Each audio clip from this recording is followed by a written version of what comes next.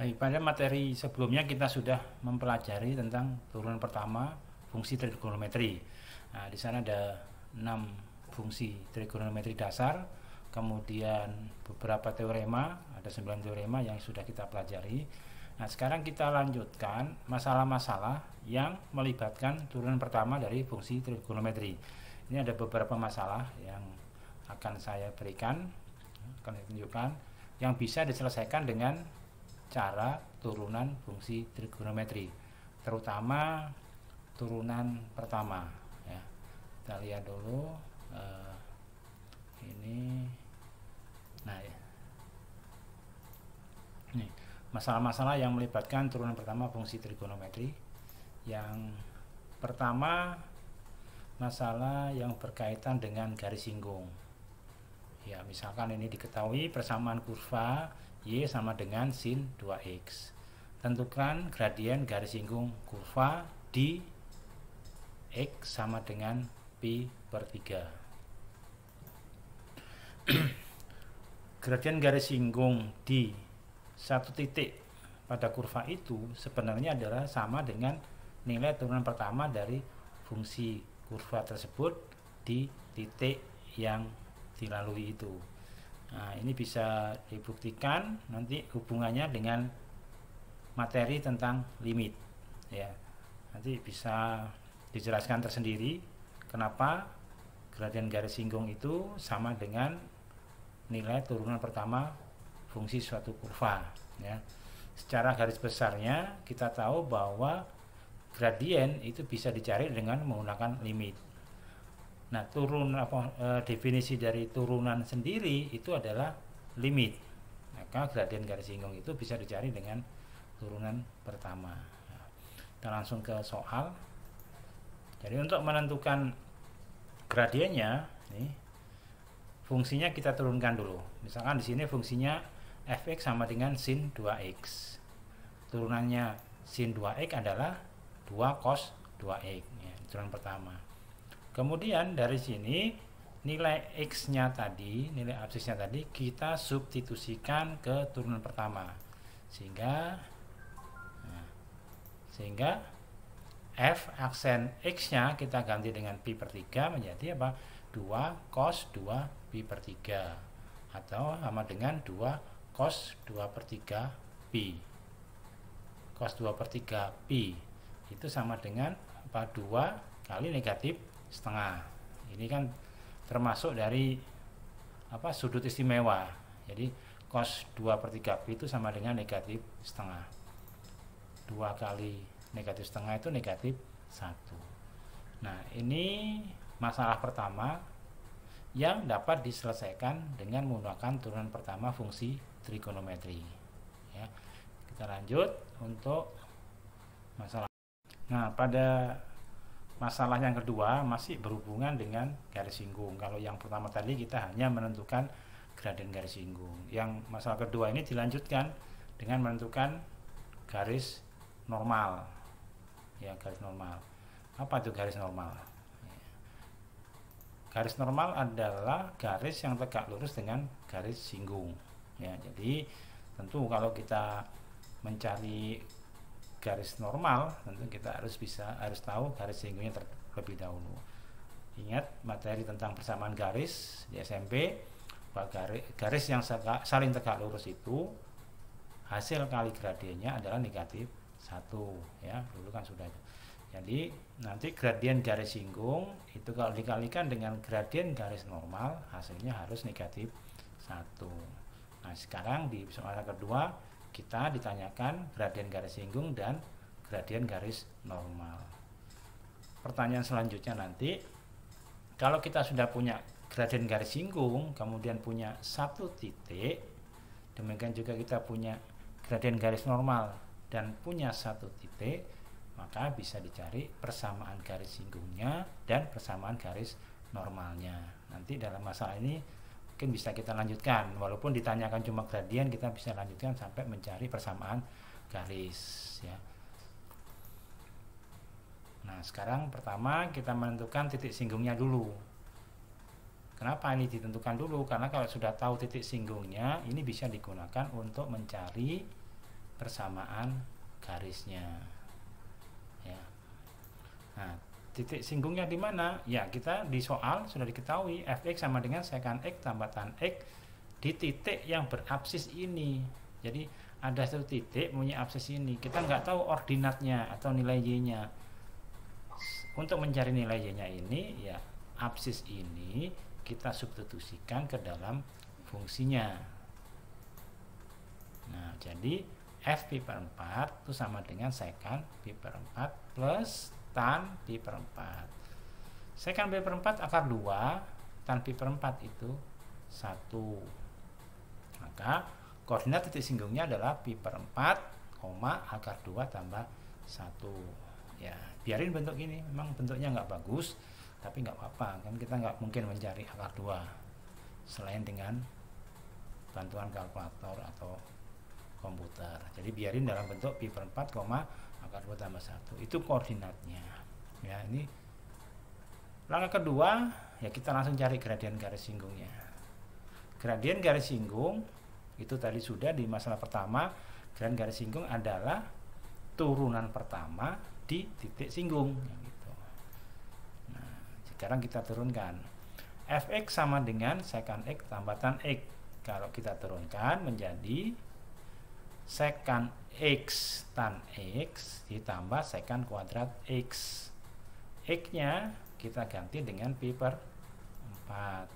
Jadi fungsinya menjadi apa, nilai turunan pertamanya secant pi per 4 kali tan pi per 4 ditambah secant kuadrat pi per 4. Secant pi per 4 itu akar 2, tan pi per 4 itu 1. Ya.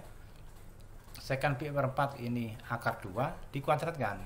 Jadi akar 2 ditambah 2. Ini adalah gradien dari garis singgung. Saya beri nama nih, saya singkat GS. Gradien garis singgung akar 2 ditambah 2. Ya, gradiennya. Berarti langkah berikutnya kita mencari apa? Gradien garis normal. Berarti ini nanti kalau kita kalikan dengan gradien garis normalnya harus negatif 1. Kalau ini kita singkat apa? Gradien GS, nanti yang garis normalnya bisa kita singkat jadi gradien garis normal atau GN. Ya. Nah, kita lanjut langkah berikutnya, gradien garis normal. Ya, berarti gradien garis singgung dikalikan gradien garis normal sama dengan negatif 1. Ini jadi maka menjadi apa? Gradien garis normal sama dengan 1 atau negatif 1 per akar 2 ditambah 2. Biasa kalau ketemu akar sebagai pembilang, ini harus kita rasionalkan sedemikian. Nah, kita kalikan dengan akar 2 negatif 2. Masih ingat yang merasionalkan supaya pembilang ini tidak ada dalam bentuk akar. Jadi sama dengan setengah kali akar 2 min 2. Ini adalah gradien dari garis normal. Ya. Pertanyaan sudah terjawab. Jadi gradien garis singgung sudah, gradien garis normal sudah. Sekarang kita lanjut, walaupun nggak ada pertanyaan, kita lanjut mencari persamaan garis normalnya. Persamaan garis normal gimana? Nah, persamaan garis normalnya, nah ini persamaan umum, saya tulis lagi, ini materi SMP. Persamaan garis kalau diketahui satu gradien aja, gradien cuma satu ya. Kita gradien dan satu titik, maka kita gunakan formula atau rumus y dikurangi 1 sama dengan m kali x dikurang x1. Nah, dalam kasus ini m-nya adalah m-nya garis normal. Ini m-nya garis normal. Kemudian x1 y1-nya itu adalah titik singgung. Ya, titik singgung kenapa?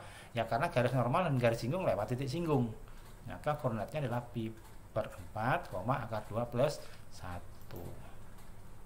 Nah, jadi kita substitusikan ke dalam persamaan garis, maka didapat ini y dikurang y1, ini y1-nya sama dengan setengah m garis normal ini dikali dengan x dikurang x1 atau pi per 4. Jadi persamaan garis normalnya adalah Y dikurang dalam kurung akar 2 ditambah 1 sama dengan setengah kali akar 2 dikurang 2 kali X dikurang pi per 4. Ya sudah, jadi jawabannya sampai di sini.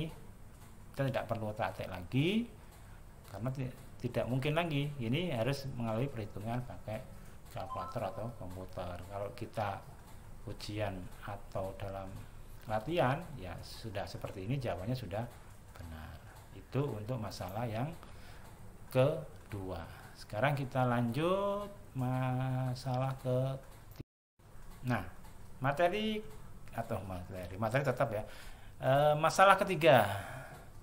Masalah ketiga ini berkaitan dengan apa? Coba kita cek. Nah, interval. Ya, fungsi trigonometri sinus, kosinus atau tangen atau sekan, kosekan dan kotangen itu adalah fungsi periodik. Artinya dia naik turun naik turun naik turun. Pasti dalam soal ada pembatasan seperti ini. Nanti periodenya antara 0 sampai 2pi. Jadi kalau lebih dari 2pi ataupun dari 0 tidak kita pakai. Fungsinya naik dan turun. Nah, sekarang di masalah ketiga ini kita mencari kapan fungsinya naik, kapan fungsinya turun, atau disebut interval mana fungsi itu naik dan di interval mana fungsi itu turun. Fungsinya sin X plus cos X. Nah, ini udah ada ketentuannya. Fungsi f dikatakan naik jika turunan pertamanya lebih dari 0 dan dikatakan turun jika turunan pertamanya kurang dari 0. Kalau sama dengan 0 ya nggak naik nggak turun ya, dia nanti namanya jadi nilai balik atau nilai belok. Kalau ini nilai balik. Jadi kita cari dulu turunan pertamanya, kemudian kita lihat nilai dari turunan pertama itu lebih besar atau kurang dari 0. Sekarang kita lihat fungsinya fx sama dengan sin x tambah cos x. Ya, turunan pertamanya adalah cos x dikurang sin x. Ya. Nah, syaratnya harus kita cari turunan pertama. Kita asumsikan dulu turunan pertama sama dengan 0. Kenapa? Ya, kita untuk mencari nilai x-nya. Jadi turunan pertama sama dengan 0. Kita turunkan cos x kurang sin x sama dengan 0. Berarti kembali lagi ke materi kelas 11. X-nya sama dengan pi per 4 dan 5pi per 4. Gimana caranya dapat X? Ini dulu di kelas 11 semester 1 bab 3 ya. Ini itu ada di situ, bisa dapat ini. Itu pakai persamaan trigonometri. Kalau cos itu X sama dengan alfa plus 2pi K atau 360K. Kemudian yang keduanya min cos plus 2pi K atau 360K.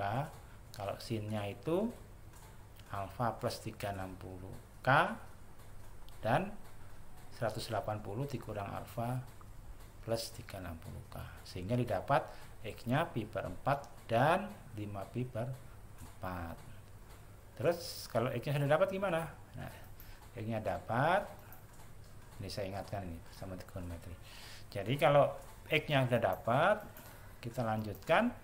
X yang didapat ini kita taruh di garis bilangan. Kenapa? Ini untuk menguji apa di manakah atau interval mana fungsi itu naik dan turun. Kita masukkan. Nah, ini kalau kita pasang di ini nilai X-nya pi per 4 di sini, 5pi per 4 di sini.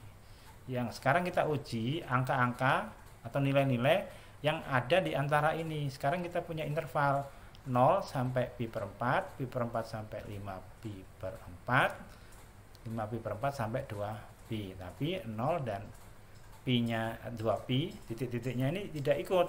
Nih intervalnya. Ya, kurang dari nggak ada sama dengannya. Berarti nanti kita cari adalah angka-angka, nilai-nilai di antara mereka ini. Nah, saya kotakin gini ya supaya enggak. Nah, dari sini kita ambil satu nilai sembarang, satu angka sembarang. Ini saya ambil pi per 6. Di sini saya ambil pi per 3, di sini saya ambil 3pi per 2. Ini kita substitusikan ke dalam fungsi ini. sehingga kita tahu nilainya apa. Nah, untuk X sama dengan pi per 6, kita substitusikan ke turunan pertama, didapatlah angka setengah akar 2 dikurang setengah. Sulit hitungannya. Kalau ini sih enggak sulit ya, setengah pi per 3, setengah akar 3 dikurangi setengah, jawabannya pasti akar 3. Walaupun kita nggak tahu jawabannya, kita bisa mengasumsikan atau memperkirakan jawaban ini pasti positif, nggak masalah angkanya berapa ya, pasti positif. Itu yang kita cari sebenarnya, itu aja positifnya. Yang kedua, kalau X sama dengan pi per 3 yang interval di sini, kita substitusikan hasilnya setengah dikurang setengah akar 3. Ini hasilnya pasti negatif ya. Yang ketiga, kita 3 per 2 ini 3 per 2 pi, kita substitusikan hasilnya sama dengan 1, jelas positif ya. Tanda-tandanya tadi yang penting. Nah, kita lihat di sini. Dari hasil perhitungan tadi, ini positif, negatif, positif. Nah, ini yang kita pentingkan. Jadi hasilnya berapa itu nggak kita perhatikan, yang kita perhatikan hasil tanda hasilnya itu. Hasilnya tandanya positif, negatif, positif. Jadi Fx itu naik pada interval ini karena positif ya. Jadi ini kalau kita buat sketsanya ini akan naik begini. Nah, sampai pi per 4 ini naik ya. Nah, terus turun karena negatif tadi. Dari sini turun. Nah, dari sini dia naik lagi.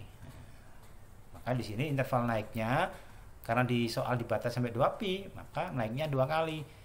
Di 0 sampai pi per 4 atau di 5 per 4 pi sampai 2 pi. Kalau ini sudah dibatasi ya terus naik sampai sini. Nah, terus yang pertanyaan pi tadi turun. Di mana turunnya? Ya ini yang negatif. Jadi ini tadi habis naik sampai pi per 4 ya akan turun. Nah, turun sampai mendekati 5 per 4. Makanya dikatakan efek turun pada interval pi per 4 antara pi per 4 sampai 5 per 4 pi. Ya. Oke. Ini lanjutkan masalah keempat ya, masalah keempat berhubungan dengan nilai stasioner atau titik stasioner. Tadi kan kita sudah bahas turunan pertama kurang dari 0, turunan ke pertama lebih dari 0. Sekarang kalau sama dengan 0, tadi kan naik turun. Kalau sama dengan 0 dia disebut stasioner ya. Jadi turunan pertamanya itu sama dengan 0. Kita tulis sini Fx sama dengan sin 2x. Intervalnya 0 sampai 2 pi. Ini perlu diperhatikan juga ya. Jangan sampai kita bablasan. Kalau dia cuma 0 sampai pi atau negatif itu nanti berbeda. Jadi jawabannya bisa lebih banyak lagi kalau intervalnya lebih panjang ya. Kita lihat fungsinya Fx sama dengan sin 2x, kita turunkan menjadi 2 cos 2x. Ingat, turunan pertamanya harus sama dengan 0. Maka cos 2x nya sama dengan 0 per 2 atau 0. Cos 2x sama dengan 0. Sekarang kita ingat persamaan trigonometri kelas 11. Cos 2x sama dengan 0. Berarti cos 2x sama dengan cos pi per 2. Ya. Ya, cos 0 itu cos pi per 2 ya, sama dengan 0. Nah, berarti 2x nya dari ini ya. Cos 2x sama dengan cos pi per 2 atau cos 2x sama dengan cos 3 pi per 2. Nah, dari sini baru kita cari 2x sama dengan pi per 2 plus 2 pi k, berarti x-nya, nah ini sama, berarti x-nya sama dengan pi per 4 ditambah pi k, ini x-nya 3 pi per 4 plus pi k. Ya, kenapa begitu? Karena nilai cos 0, nilai cos yang bernilai 0 itu ada 2, cos pi per 2 dan cos 3 per 2 pi sama-sama hasilnya 0. Sehingga nilai x-nya cari lewat sini. Ini x sama dengan pi per 4 ditambah pi k. Ini x sama dengan 3 pi per 4 ditambah pi k. Nah, untuk k sama dengan 0, x-nya ketemu pi per 4. Untuk k-nya sama dengan 1, x-nya ketemu 5 pi per 4. Ini yang pertama tadi, yang sebelah kiri. Kemudian sebelah kanan, untuk k sama dengan 0, x-nya 3 pi per 4. Untuk k-nya sama dengan 1, 7 pi per 4. Nah, masih belum melewati 2 pi ya. Jadi 7 per 4 pi itu nggak sampai 2 pi. 1. Nah, baru kita substitusikan pi per 4 nya ke dalam fungsi ini sin 2x, sehingga didapat koordinatnya pi per 4,1 ya. Jadi pi per 4 ini kita substitusikan ke fungsi awal ya, bukan turunannya, fungsi awal. Jadi ketemu koordinatnya pi per 4,1. Terus yang kedua 5 per 4 pi, kita substitusikan, hasilnya negatif 1. Jadi koordinatnya 5 pi per 4, negatif 1. Kita lanjutkan yang 3 pi per 4 hasilnya 1, yang 7 pi per 4 hasilnya negatif 1. Jadi ada 4 titik stasioner pada fungsi ini pada interval 0 sampai 2 pi ya. Kalau intervalnya dipanjangi lebih dari 2 pi, tentu nanti titiknya lebih banyak lagi. Jadi titik stasioner dari fungsi fx sama dengan sin 2x untuk interval 0 sampai 2 pi ada 4 titik, pi per 4,1, 3 pi per 4,1, 5 pi per 4, negatif 1, 7 pi per 4, negatif 1. Ya, ini masalah yang keempat ya. Kita coba sampai 4 masalah itu. Setelah ini kita lanjutkan turunan kedua. Nah, turunan kedua juga nanti ada masalah-masalah yang kita selesaikan dengan turunan kedua. Oke.